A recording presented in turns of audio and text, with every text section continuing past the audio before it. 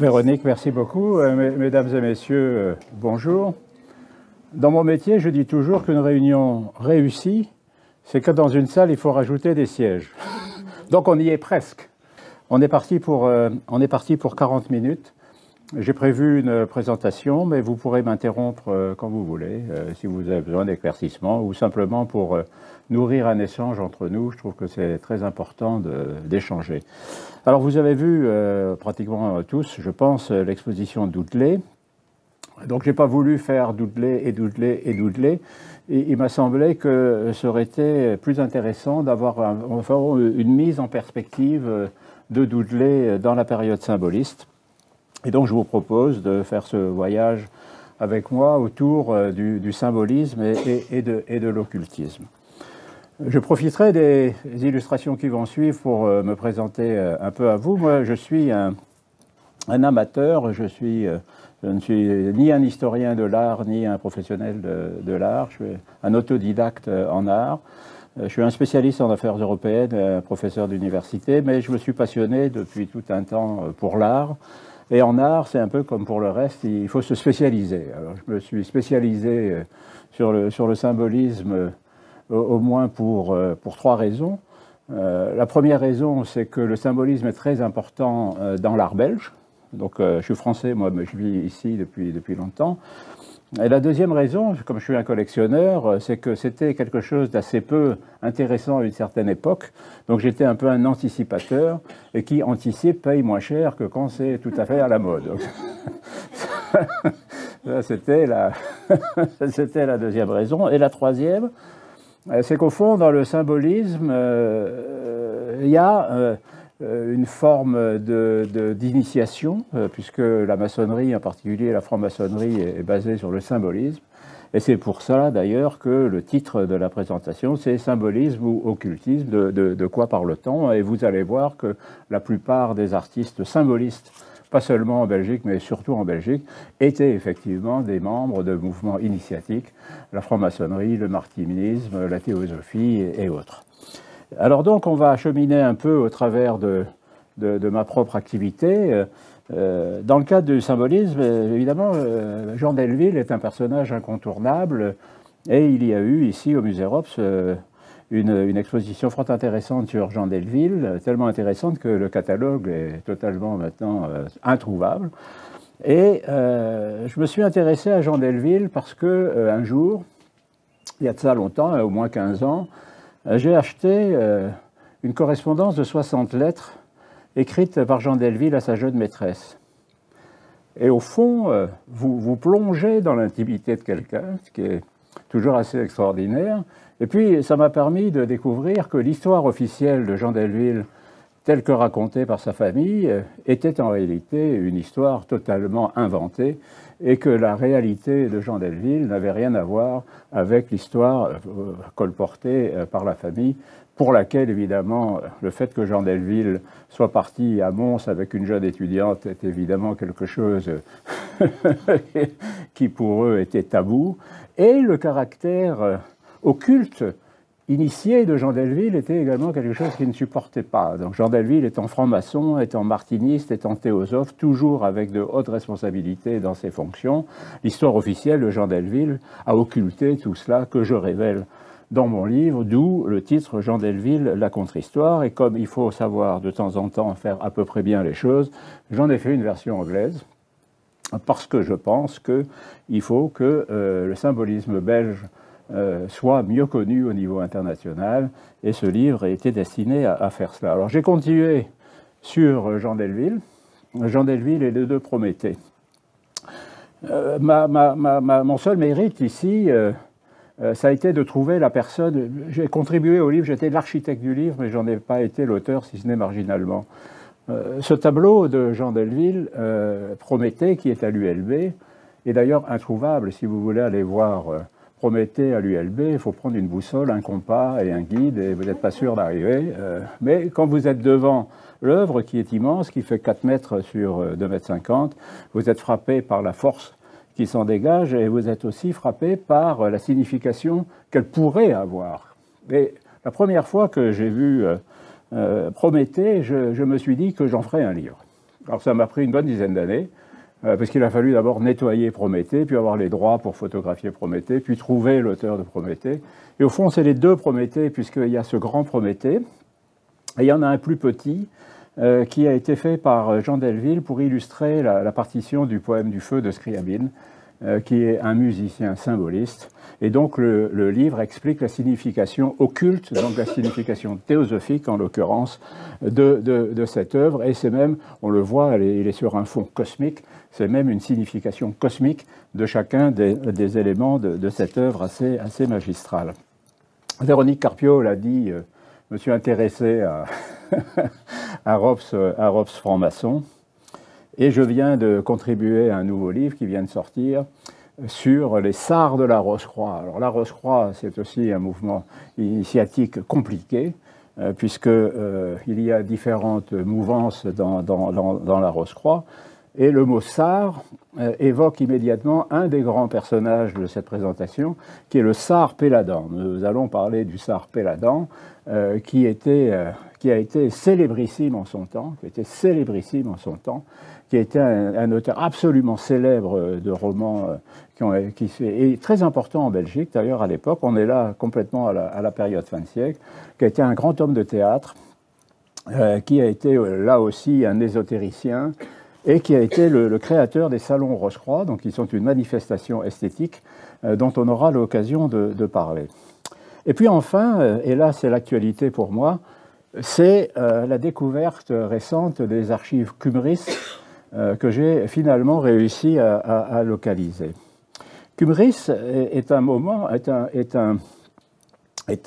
une association belge qui se réunit à Bruxelles dans les années 1800, essentiellement dans les années 1895-1900, mais qui s'est prolongée après, mais la grande période c'était celle-là. Un des grands personnages de Qumris, c'est effectivement Péladan, et il y a un deuxième personnage important qu'on va retrouver qui est Papus. Et donc ce Qumris est assez fascinant parce que c'est à la fois un centre ésotérique où vous avez toute une série d'études sur l'astrologie, la chiromancie, la tradition, les prophètes, etc., mais aussi une partie esthétique. Et au fond, si vous voulez, ma propre collection, eh bien, elle relie l'ésotérisme et l'art, et elle regarde comment l'art s'est intéressé à l'ésotérisme et vice-versa. Et donc, ces archives Qumris, je savais qu'elles existaient. J'ai réussi à les localiser à Amsterdam, et ce sera certainement avec Denis Laoureux, qui est aussi un professeur éminent pour le musée Rops. On travaille à une publication sur Qumris. Et donc, ce qui est intéressant, c'est que dans les expositions qu'ils ont faites, ils ont fait 2 expositions à Bruxelles en 1895 et 1896, et c'était tout ça aussi dans un milieu très, très élégant, beaucoup de belles femmes.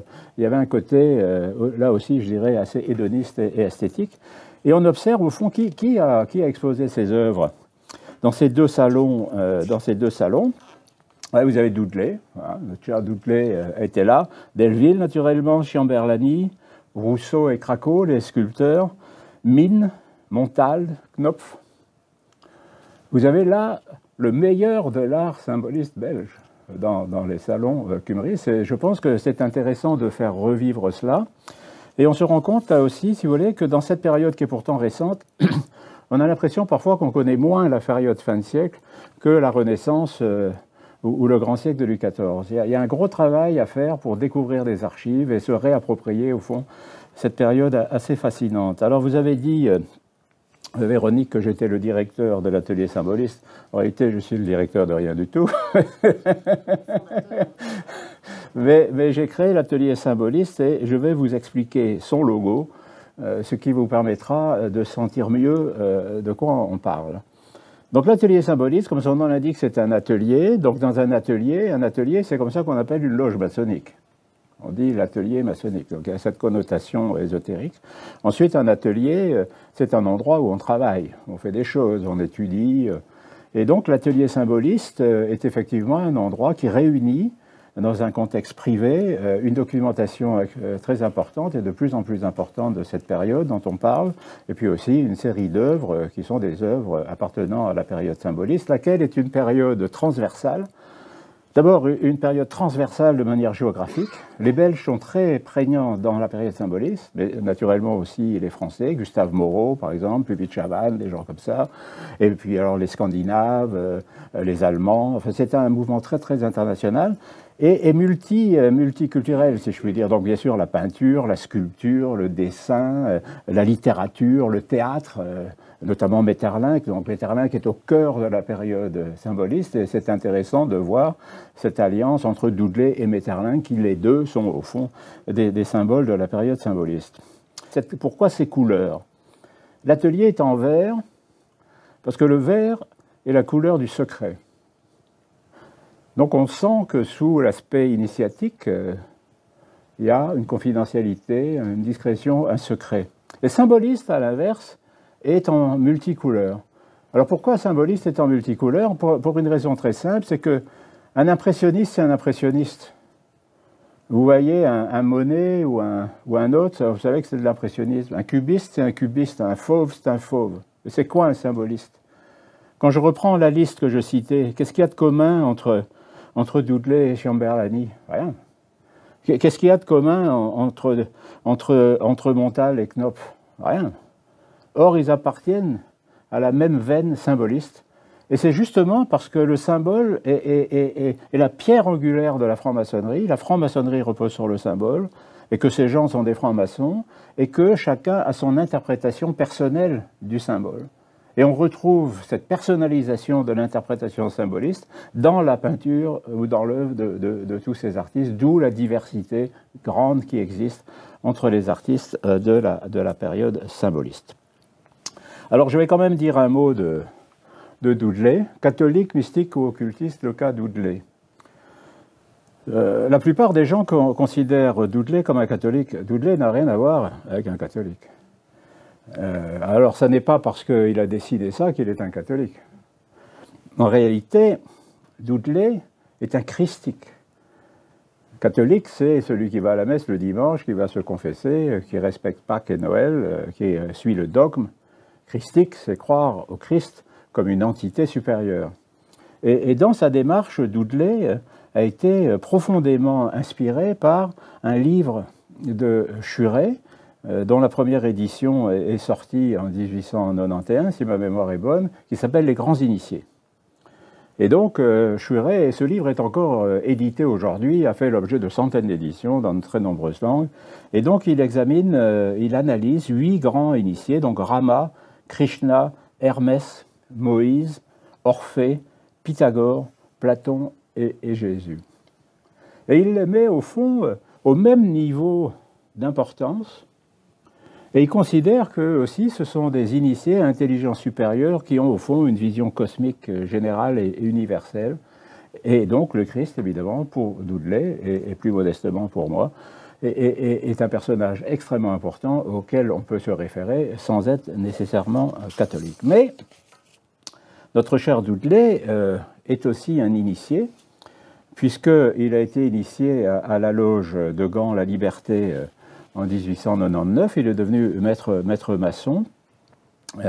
Il a d'ailleurs fait 2 décors pour des loges, pour sa propre loge à Gand, mais aussi des décors pour la loge La Parfaite Union à Mons. C'est d'ailleurs intéressant, cette loge La Parfaite Union à Mons. Figurez-vous que c'est la loge la plus ancienne de tout le continent européen. Elle a été créée en 1723 et on célèbre aujourd'hui le tricentenaire de la loge La Parfaite Union à Mons.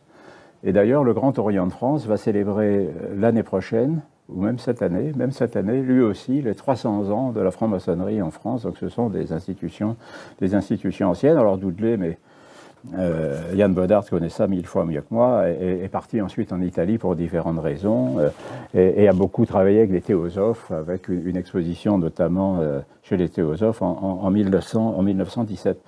Je fais ici une parenthèse pour montrer à quel point les choses à l'époque étaient assez étonnantes entre catholiques et initiés. Je me rappelle, j'avais été invité il y a 2 ou 3 ans avant le Covid à faire une conférence à Paris sur la différence entre l'art symboliste initié, entre guillemets, et l'art catholique à la période 7 siècles. Et c'était vraiment devant des experts, et j'ai présenté des œuvres. Il se trompait chaque coup, quoi. Il se trompait chaque coup parce que c'est la même en réalité. C'est ça qui est très étonnant. Et vous avez ici en Belgique une revue, et les revues sont très importantes à cette époque, vous avez des revues absolument magnifiques.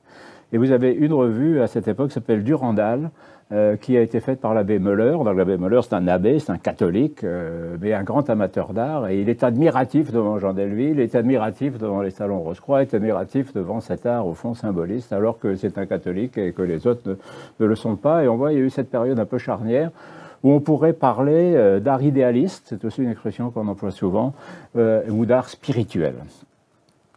Alors je continue mon chemin en mettant en perspective, au fond, l'occultisme et l'art.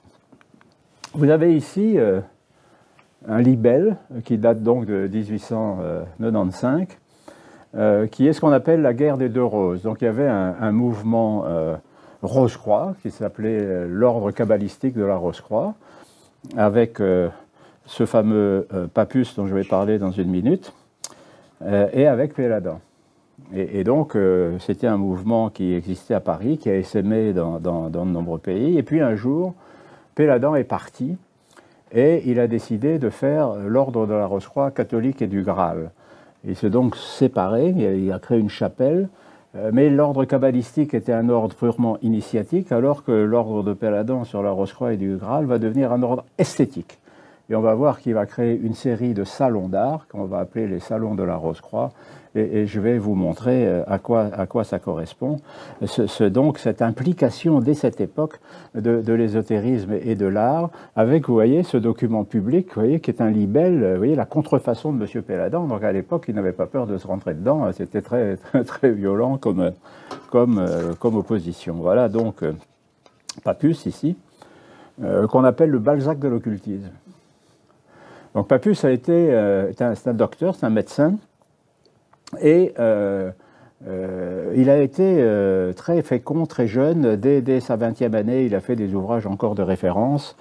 Hein, et donc, il a été beaucoup à l'origine de tous ces mouvements ésotériques. Il a été également le promoteur de grandes revues d'époque, dont le Voile d'Isis et l'Initiation. Ce sont des revues extrêmement importantes, très recherchées encore à l'heure actuelle. Et donc, c'est lui qui couvre tous ces salons, toutes ces initiatives, tout ce que j'ai expliqué sur Cubris, avec une branche belge très forte, notamment un certain Vurger. Vous voyez, Papus écrit à Vurger, parle d'une autre personne. On retrouve tous ces documents, tous ces gens qui étaient en lien avec les autres. On parle beaucoup de networking maintenant et de réseau. Je vous garantis qu'à l'époque, ils voyageaient beaucoup, ils se voyaient beaucoup et ils communiquaient beaucoup.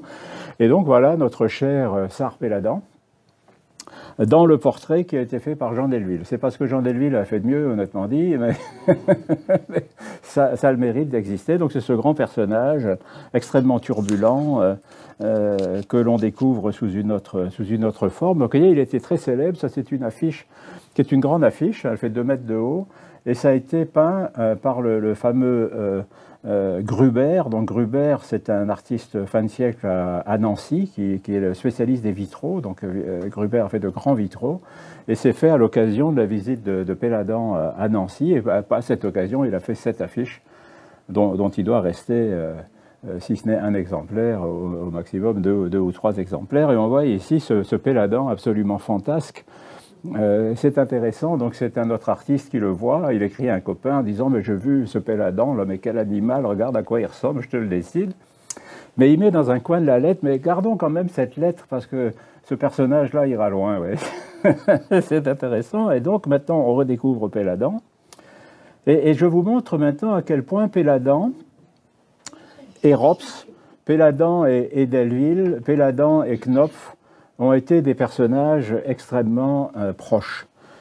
Et donc, un des premiers écrits de Péladan, en 1893, a été une sorte de biographie de Rops, qui a été publiée dans une revue importante qui est la Jeune Belgique.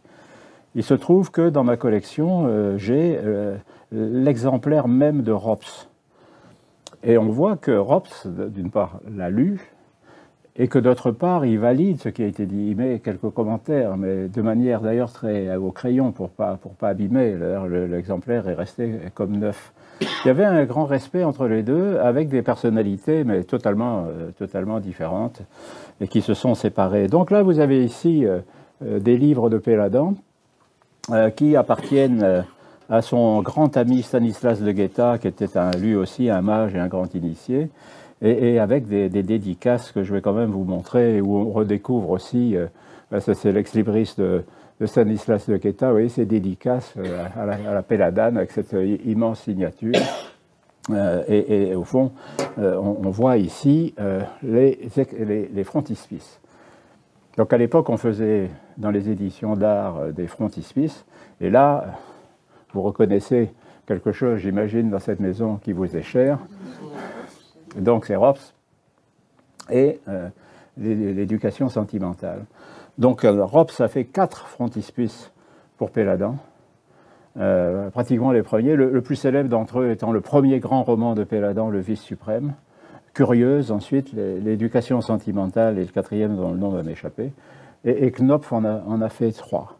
Donc vous voyez, c'est encore une fois quelque chose de très important, et on a la correspondance de ces personnages entre eux et de la passion qu'ils mettaient dans leurs relations, dans l'élaboration. Et ça reste encore quand même, Véronique, on peut dire maintenant, des œuvres qui restent de grande actualité. Cette œuvre d'Europe, ça a un côté moderniste extrêmement fort, de même que c'était le cas pour le vice suprême. Donc vous en voyez d'autres ici, mais c'est toujours là. Vous voyez, ça c'est pour l'initiation sentimentale.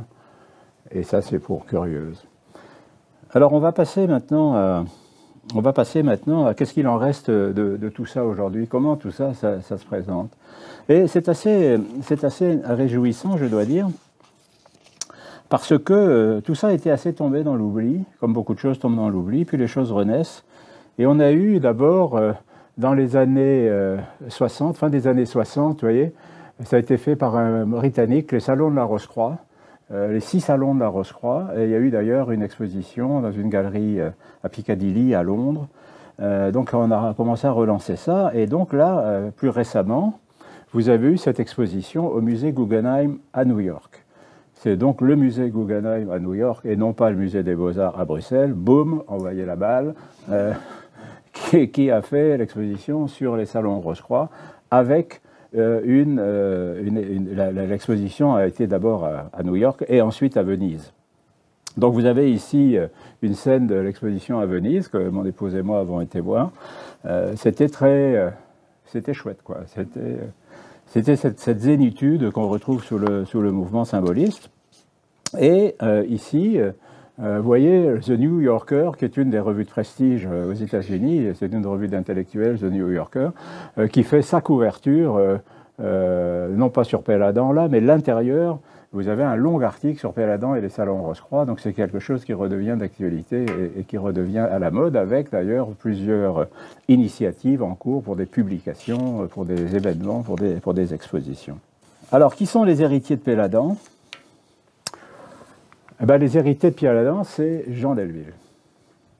Donc Jean Delville a été très jeune, très proche de Péladan et très proche de Papus. Il a été très probablement initié par Papus. Jean Delville est né en 68 et il a été initié par Papus certainement quand il avait à peine 20 ans. Et il a été particulièrement proche également de Péladan. On retrouve ici une dédicace donc, de Péladan à Jean Delville sur un de ses livres, voyez, au chevalier Jean Delville, puisque c'était les chevaliers de la Rose-Croix, au chevalier Jean Delville, au plus cher à mon cœur des artistes de l'ordre, donc de l'ordre de la Rose-Croix, puisqu'il n'a exposé qu'à la Rose-Croix. Avec mon admiration pour son Orphée, donc ça c'est une œuvre de Delville, La Tranquille, c'est une œuvre célèbre de Delville, c'est un pastel de son épouse, très beau, avec ma reconnaissance pour le portrait monumental, c'est celui que je vous ai montré, au chevalier, au peintre, à l'ami, triplement Péladan. Et puis vous avez ici, donc ça c'est un catalogue d'exposition d'un salon Rose-Croix, Et vous voyez, il cherche à promouvoir les œuvres de Delville. Ça, c'est l'exemplaire de Péladan que je vous montre. Et vous voyez, il a marqué les prix dessus. Il a toujours essayé de pousser également Delville. Et Delville lui-même donc, a fait des salons d'art idéalistes qui ont été soutenus en partie par Edmond Picard. Donc, un des salons a été fait dans sa galerie, galerie de la Toison d'Or. Il y a eu 3 salons. Et sur les 3 salons, il y a eu 3 catalogues. On n'en connaît que 2. Moi, j'en ai un. En original. Le 3e, personne ne l'a jamais retrouvé. Vous voyez, ça veut dire à quel point encore les choses sont rares. Et c'est curieux parce que quand des conservateurs de musées ou autres viennent dans mon atelier symboliste, ils demandent à voir le catalogue du Salon d'art idéaliste. C'est toujours très amusant. Donc je passe rapidement des œuvres de Delville dont on voit à quel point il y a une inspiration symboliste, même androgyne. Ça, c'est sa fameuse école de Platon, qui est une œuvre magistrale qui est au musée d'Orsay, pas dans les réserves, mais dans le musée, dans l'exposition permanente, qui est une œuvre qui fait 5 mètres sur 2. Ici, c'est au Salon d'Ixelles, c'est une œuvre plus ancienne, en 1900, qui est l'amour des âmes, et on sent bien cette aspiration spirituelle. Ensuite, ce tableau que je vous ai déjà montré de Prométhée. Cette œuvre ici, on voit l'aspiration, la transformation de l'homme, c'est très ésotérique, de la matière vers l'esprit, au fond, c'est ça. Donc elle est au musée Groningen à Bruges, mais vous devez demander une autorisation pour la voir, puisque la taille est trop grande pour les mettre dans les salles, donc c'est une œuvre qui fait 5 mètres sur 5. Et ici, c'est les décorations qu'il a faites pour le Palais de Justice. C'est une œuvre qui fait 15 mètres de large et qui a été détruite, malheureusement, pendant la guerre. Ça a été aussi quelqu'un qui a fait des vitraux. Et je dois discuter avec le professeur Laoureux, que je dois voir prochainement, pour qu'un étudiant commence à travailler les vitraux symbolistes en Belgique. Qu'on voit un peu quoi faire, parce que je trouve que c'est très beau. Ça, là, on est dans une période plus art déco, hein. On est dans les années 30, là. Mais je trouve que ça a beaucoup de force et beaucoup de beauté. Et je vous montre ces derniers tableaux pour vous passer un message particulier. Donc, l'œuvre la plus célèbre de Jean Delville, c'est le portrait de Madame Stuart Merrill. Le portrait de Madame Stuart Merrill, vous vous souvenez, c'est cette femme avec les cheveux, et puis elle a un livre dans les mains avec un triangle. Elle est propriété du musée des Beaux-Arts à Bruxelles et exposée. Elle a été récemment exposée en Allemagne. Et donc la date, c'est signé Jean Delville, et la date de l'œuvre est 1892. J'affirme ici, quoique enregistré par un micro, donc j'assume que le portrait de Madame Stuart Merrill n'a pas été peint en 1892, mais il a été peint en 1944. Et donc, d'abord parce que j'en ai toutes les preuves qui ont été admises à titre personnel par Michel Draguet, qui est le patron des musées royaux, mais aussi j'ai trouvé, figurez-vous, un dessin préparatoire de ce dessin qui est à droite qui s'appelle Le Penseur. Et donc un jour, un des auctionneurs belges importants me téléphone en disant « Ah, qu'il y a des faux Delville, je vais vous envoyer un faux Delville. » Paf, c'était un vrai Delville. Et c'était un dessin préparatoire pour ce tableau-là. Formidable. Exactement le style du portrait de Madame Stuart Merrill. Ces mêmes doigts allongés, exactement cette même allure, particulièrement nette, comme étant art déco. 1935, ceci, 1944, le portrait de Madame Stuart Merrill. Je pense qu'il est impératif qu'un jour, et je ferai ce qu'il faut pour que ça arrive, les musées des Beaux-Arts reconnaissent la vraie histoire du portrait de Madame Stuart Merrill, parce que vous imaginez bien qu'un artiste, quand on se trompe de 50 ans sur la datation d'une œuvre, ça repositionne complètement son œuvre. Autrement dit, considérer que l'œuvre la plus connue de Jean Delville a été peinte quand il avait 75 ans et qu'il était vraiment en fin de carrière, je pense que ça revalorise complètement cette partie de sa carrière. Alors, la dernière étape, c'est l'autre successeur de Péladan, qui est Jacques Brasilier et les salons de la Rosace. Et là encore, c'est une belle histoire, puisque son fils vit toujours. Son fils est un peintre très connu, Comment est son prénom, d'ailleurs, je ne peux plus me rappeler, Nicole. Enfin, bon, c'est un Brésilien, c'est pas Jacques. Et donc, il est un peintre qui est de grand renom, qui a toujours été. Et donc, il a fait, lui, les salons de la Rosace. Donc là, on est dans les années 1810, avant la Première Guerre mondiale. Et là, vous voyez, on est dans quelque chose de beaucoup plus catholique, vous voyez. Delville est un christique, Delville est un initié, Péladan est plutôt un catholique, et ici, dans les salons de la Rosace, on est vraiment chez des catholiques qui vont à la messe tous les dimanches, qui communient, etc. Donc les salons de la Rosace, c'est très catholique. C'est un style assez dépouillé, vous voyez, le tableau de gauche, là, on croirait que c'est un Odilon Redon, c'est un tableau de Jacques Brasilier. Et vous voyez, ici, ce sont des œuvres qui ne sont jamais signées. On retombe dans quelque chose de très pré-raphaélite, de très mystique, et à mon avis, de très beau. Deux dernières choses à vous montrer. Ça, c'est la photo d'un catalogue qui date donc de 1988, qui est la première grande exposition qui a été faite dans le monde, on peut dire, mais là, en l'occurrence, en Californie, aux États-Unis, sur l'art ésotérique. C'est un catalogue absolument magnifique. On découvre là, évidemment, Mondrian, Kandinsky, les symbolistes et bien d'autres, tout à fait remarquables. Et donc maintenant, Alf Klimt, tous ces gens qu'on redécouvre et dont on a fait beaucoup la promotion dans le cadre de la Biennale de Venise cette année.